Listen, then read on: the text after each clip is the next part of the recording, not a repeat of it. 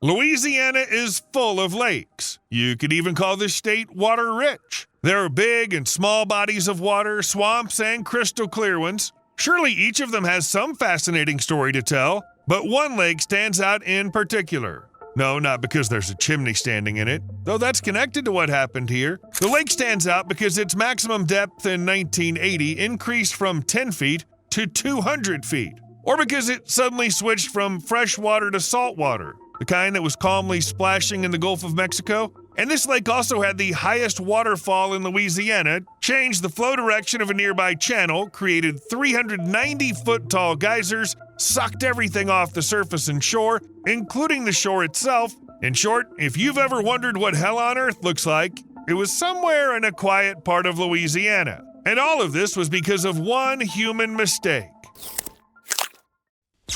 The lake. Originally, Lake Peigneur, that's the name of the body of water where a whole bunch of incredible events took place, was pretty much like any other lake you can find in Louisiana, or in any other state, really. It was a freshwater, shallow lake with a maximum depth of just about 10 feet. In general, it was a perfect spot for relaxing, which is exactly what it was. People swam in boats, celebrated holidays, weddings, and even played sports. However, there's a reason we said it was almost no different from the others. They decided to check rock formations under the lake for oil. Back in the day, this wasn't exactly a new thing for Louisiana. They've been extracting oil since 1901, when they drilled the first well called Haywood No. 1 Jules Clement. You can imagine how much they've drilled throughout the last century, especially now that some people say the U.S. has an East Coast, West Coast, and Carbon Coast. To give you an idea, here's the number of ongoing and planned hydrocarbon projects in the state, and let's not forget the Gulf of Mexico. In short, the epicenter of oil extraction. However, this raises the question, why pick the lake? How did they know there was oil there? Actually, it was salt that helped. Well, not literally, of course. Nobody sprinkled salt on the lake hoping to get some kind of fantastic reaction that would show there's black gold under the water. It's all about these salt domes. It just so happens that Louisiana has a huge amount of salt, which appeared long before humans. It's believed that about 190 million years ago, during the Jurassic period, the area around the Gulf of Mexico and Louisiana was a shallow, salty sea. Then it dried up, but the salt stayed, which is why the state is so salty now. Underground salt masses tend to rise up, literally bending the sedimentary layers above them. As a result, something like this can appear. This formation, which breaks through from beneath the earth, is called a salt dome. In Louisiana, there are as many as 128 of these domes, each rising to a different height. This is for those who don't believe that Louisiana is truly salty. And one of them is right next to Lake Peigneur. It's called Jefferson Island. Yes, they really do call the domes islands. How come these salt formations have anything to do with oil? To put it simply, oil moves through the ground via permeable rocks, but salt's impenetrable. So the oil hits a dome like that and ends up in a kind of trap. In 1980, they already knew this, so they decided to check if there was any oil under Jefferson Island, under this very Lake Peigneur. So Texaco came to the conclusion that they should drill an exploration well. Disaster. By the morning of November 20th, 1980, in addition to various boats, piers, and everything else that was already on Lake Peigneur before any exploration, everything required for the drilling work had arrived. 11 barges with drilling supplies, a tugboat, and most importantly, somewhere on the lake, a drilling rig was already in place. Everything was ready for the search for oil, and the workers got to work. During the drilling, the drill got stuck at a depth of 1,227 feet, and the equipment just jammed. Nothing too unusual, just a routine process. All that was needed was to pull it out. However, this didn't work, and that's when it became odd for those doing the drilling. Remember that there was a salt dome under Lake Peigneur? Turns out people started mining the salt there back in 1919.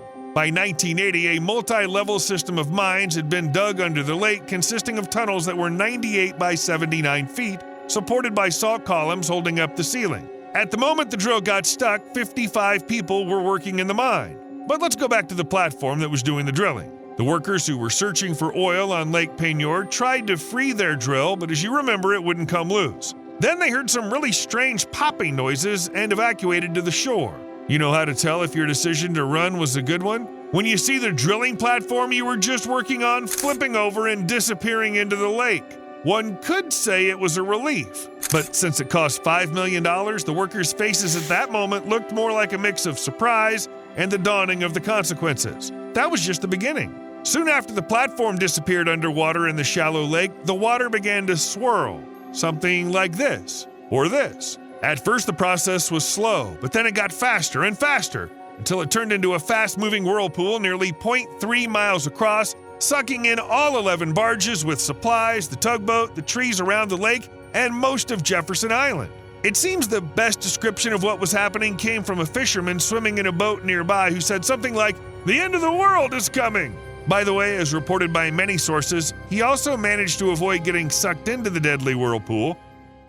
Besides the whirlpool that sucked in a lot of equipment and everything else around and on the lake, the consequences of oil exploration showed up in some truly unbelievable ways. The water started disappearing, which changed the flow of the Del Cambre Canal that connected the lake with the Gulf of Mexico. At that point, the salty water from the Gulf began flowing into Lake Peigneur. Have you ever seen waterfalls in Louisiana? Not that the state is famous for them, there are a few small ones, but mostly the water lies flat. So when the canal's flow changed direction, a 164-foot waterfall appeared in Louisiana. Besides that, you could see massive columns of compressed air and geysers suddenly appearing throughout the whole thing. In short, like we said, at that moment, hell on earth was right there near the small, calm Lake Peigneur. So what exactly happened there? It's pretty simple, really. The drillers made a hole in a tunnel under the lake and water came rushing in. The tunnel ceiling was held up by salt pillars which got washed away. Naturally, the hole quickly turned into a massive sinkhole, the size of which no one can even guess anymore. It's hard to believe, but there were no human casualties in the end. All 55 workers who were in the mine at the time somehow made it out alive. Well, not somehow, there's a pretty specific reason they made it out. The mine's electrician noticed something was wrong and quickly sounded the alarm. As a result, all the miners, including those working at a massive depth of about 1,500 feet below the surface, were successfully evacuated. 6 employees were later honored by the company for their bravery. We're not sure if the electrician was among them, but we really hope so. Did the drillers get rewarded for their heroism? No word on that, but they probably didn't mind. What matters is that everyone made it out alive. And just a few days later, they even had something to smile about. The lake filled up again. 9 out of 11 sunken barges resurfaced, while the chimney, which later became the symbol of the event, floated up too, instead of being buried somewhere in the old salt mine. Aftermath. So who's really to blame for what happened? Nobody really knows, and frankly, nobody wants to dig too deep to find out. Just imagine the kind of explaining those responsible would have to do for causing such a massive incident and so much damage. That's why everyone, if you can put it this way, is fine with the fact that the Mine Safety and Health Administration couldn't figure out whether Texaco drilled in the wrong spot or if the salt mine maps were inaccurate. After the disaster, long investigations began. The Mine Safety and Health Administration released a report on the tragedy in August 1981. However, even that report failed to name an official cause of the disaster. After that, Texaco accused Diamond Crystal Salt of keeping their mining operations under wraps, while Diamond Crystal Salt argued that Texaco and their subcontractors, Wilson Brothers, had gotten the location of their drilling wrong.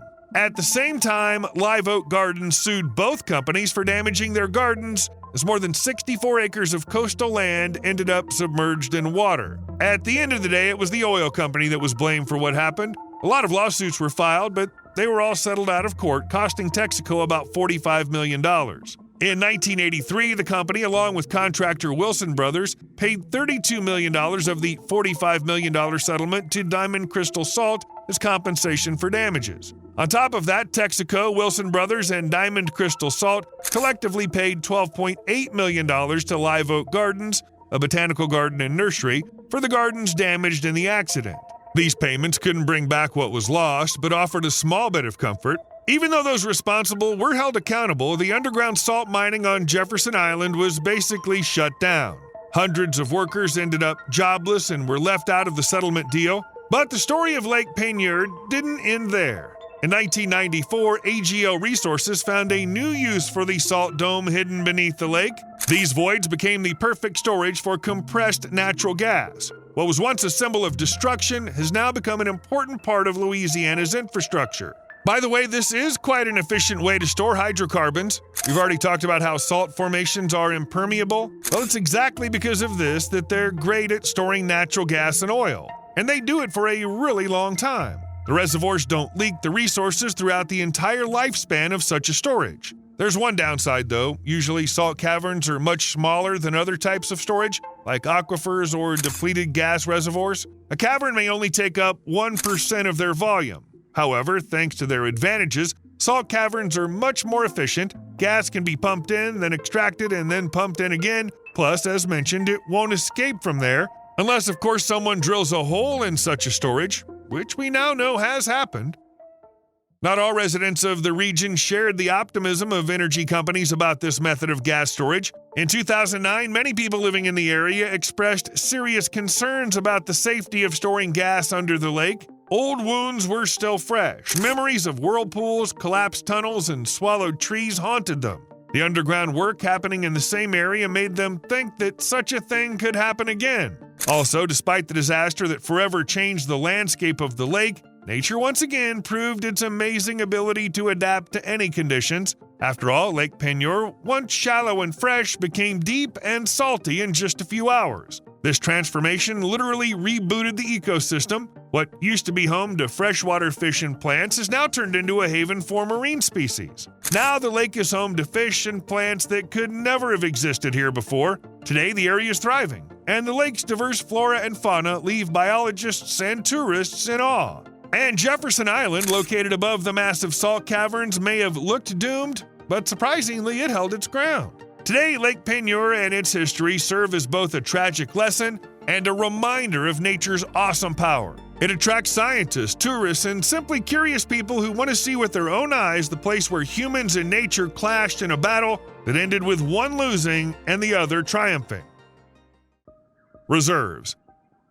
You know, after all this information about the disaster at Lake Peigneur, you might be wondering, it's a good thing something like this didn't happen in other parts of Louisiana, like here and here. Imagine if someone accidentally drilled a hole in a storage facility that the U.S. really needs. And not just needs, but really needs. Because these are the country's strategic oil reserves. Two Louisiana facilities, West Hackberry and Bayou Choctaw, are just slightly behind in capacity compared to the others in Texas, so the Texas storage sites can hold 10.6 billion and 6.6 billion gallons of oil, while West Hackberry can store 9.5 billion gallons, and Bayou Choctaw can hold 3 billion gallons. So what's that got to do with our topic today? Well, actually, the U.S. strategic reserves are stored underground in salt caverns. Certain caverns on the facility can be as deep as 3,300 feet below the surface, and their average size is 197 feet wide and 1,970 feet deep. You already know the capacity. A total of about $4 billion was spent on all the facilities, a hefty amount. However, the U.S. didn't just throw that money away. As claimed, storing oil underground is about 10 times more cost-effective. Remember we talked about salt caverns for gas storage? The same is true for oil. They're impermeable, meaning there are no leaks. And on top of that, in underground caverns, the oil is constantly naturally churned due to a temperature gradient. Overall, an effective solution. Plus, storing it deep underground is probably considered safe. Well, it used to be until the Lake Peigneur incident. Another incident. Do you think Louisiana's connection to salt ends there?